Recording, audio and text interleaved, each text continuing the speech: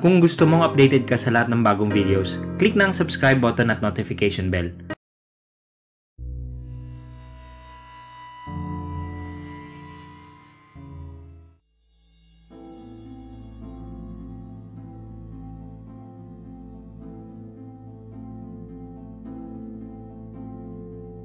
Kumusta ka, Spookify? Heto na ang aking pagbabalik. Marami na sa inyo ang sumusubaybay sa mga nagdaang confessions. Hindi na bago sa iilan sa inyo na maka-encounter ako ng mga espiritu, mga lamang lupa at mga elemento.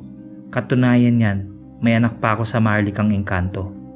Nakasalukuyang ko ring pinapangalagaan. Sa aking nagdaan na kwento ay ang pakikipagsapalaran ko sa isang digmaan ng mga alagad ng mga dilim laban sa aming mga puting tupa, kabalyero, mga arkanghel, at kasama ang mga mandirigmang ilaga. Dito sa bagong kwento ko na ilalahad, sa pamagat pa lang alam nyo na kung anong klaseng nilalang ang tinutukoy ko. Para mas lalo nyo maintindihan ang takbo ng kwentong to, simulan na natin kung paano ko nakaharap ang anak ng kilala nating lahat na nasa likod ng mga kasamaang nagaganap. Linggo nung araw na yon, nitong buwan lang din na ito. Ilang araw makalipas yung naganap na mapanganib na digmaan. Ako at si Buddy Boy, nagkwekwentuhan kami habang tinatahi niya yung lambat niya sa pangingisda. May bangka kasi sila na mula pa sa kanilang ama na minsan na lang nilang gamitin. Nung araw na yun, gusto managat ni Buddy para makakain kami ng fresh na kilawin at magsinugba daw kami sa dalampasigan ng baybayin. Yung baybayin na yun kung saan naganap ang digmaan ng mga nakaraan pa. Bayaw, marunong ka naman siguro lumangoy, di ba? Tanong ni Buddy sa akin habang tinatahi ang maliit na punit na lambat. Alam kong baka kalokohan na naman ang sasabihin niya sa akin kaya inunahan ko na. Langoy lang pala eh. Nakakalakad nga ako sa tubig eh. Langoy pa kaya? Kaso, nakakalakad ako dun sa ilalim. Hindi na marunong umangat. Kaya moment mo na para maging lifeguard ko. Natawa si Buddy sa sinabi ko. Hindi seryoso, bayaw. Tinatanong kita kung marunong ka ba talaga lumangoy. Tanong ni Buddy ulit na huminto na sa pagtatahi ng lambat at nakatitig na siya sa akin. Oo naman. Alam mo naman ang bahay namin sa Cagayan de Oro. Malapit din sa baybayin yun. Nakapunta ka na dun, di ba? Teka, bakit mo nga ba't tinatanong yan? Sagot ko kay Buddy at pagtatanong ko na rin. Mabuti naman, bayaw. Magagamit mo ang paglangoy mo mamaya. Mabilis ka ba lumangoy? Tanong ulit ni Buddy. Parang kinakabahan na tuloy ako sa mga tanong niya kasi seryoso talaga ang kulokoy kong bayaw. Normal na langoy lang. Bakit? Sasali ba tayo sa Olympic Games sa dagat? Pabilisan ng paglalangoy? Mangingisda lang tayo. Hindi naman siguro kailangan ng bilis ng paglangoy. Tsaka may sakaya naman tayo, di ba? Sabi ko kay Buddy na parang nawiwirdoan na ako sa ekspresyon ng mukha niya. Malalaman mo rin mamaya, bayaw. Save your energy, bayaw, dahil aatakihin ka sa nervyos. Sabi niya na may halong tawa na. Iniisip kong biro lang ito at tinatakot lang ako ng kurimaw kong bayaw na si Buddy. Natapos niya yung pagtahi ng lambat at hinanda ang dalawang pana na parang hugis baril na shotgun. Hinagis pa niya yung isa sa akin, nakamuntik pa akong matusok sa matulis na dulo nito. Feeling action star siya kung makahagis ang mokong. Hinanda rin niya ang isang timba na sisidla ng makukuha namin at dalawang goggles na gawa sa kahoy na may salamin at makapal na goma. Oh, Buddy, pangbadyaw to, di ba? Tanong ko kay Buddy. Huwag ka na mamili, bayaw. Hindi swimming pool ang pupunta natin. Sabi niya pang pilosopo at tumahalakak pa ang tukmol. Nagpaalam muna kami kina partner at sa lahat ng nandoon na mauna kami at susunod na lang sila. Magdadala ako ng tuba kaya damihan yung huli niyo mga brad. Sabi ni Moy na may hawak na ng galon na wala pang laman para sa lambanog. Umalis na kami ni Buddy. Pasa namin yung bangka nila.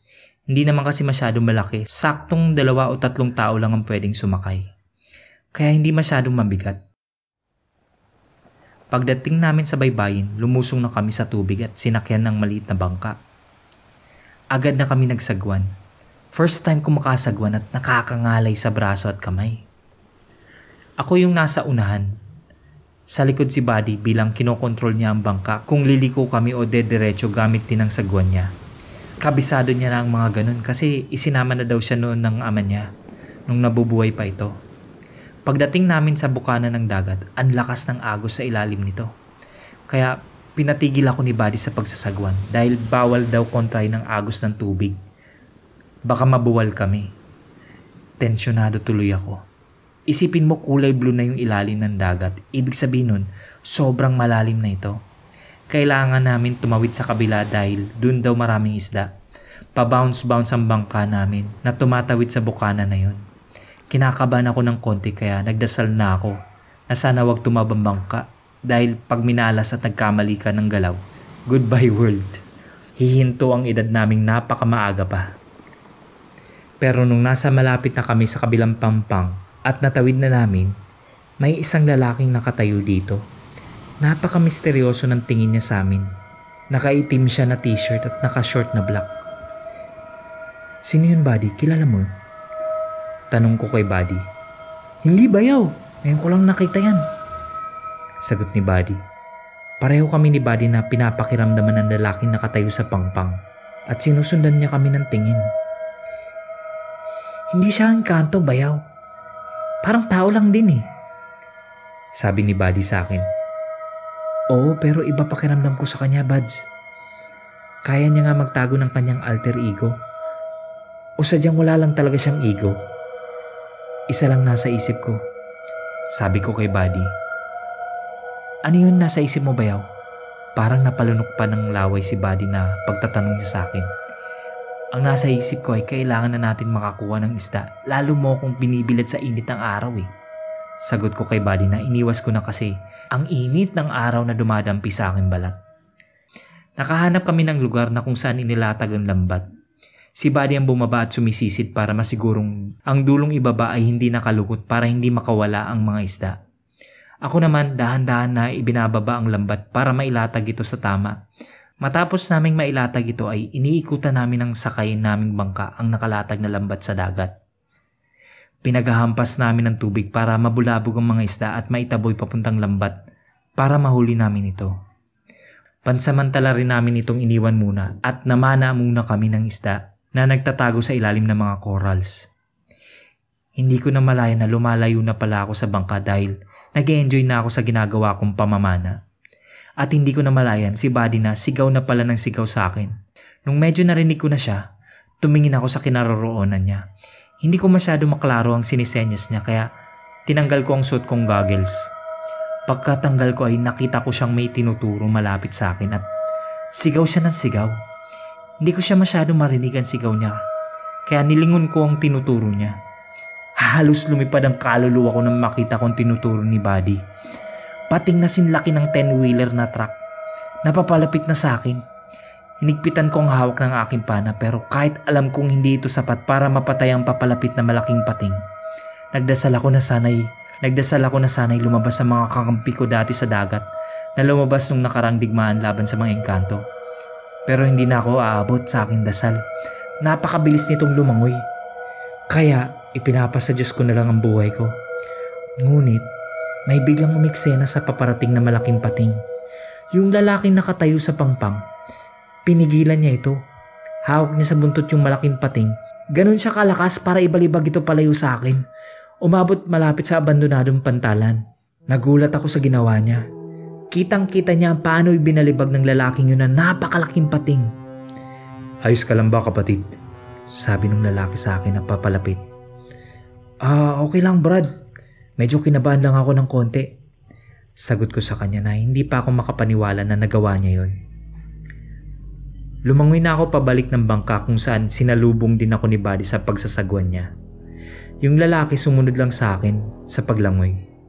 Pagkalapit ko sa bangka agad akong sumakay. Pwede ba akong tumulong sa pangingisda niyo, mga kapatid?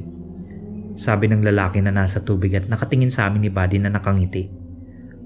Parang wala lang nangyari, kalmado lang siya.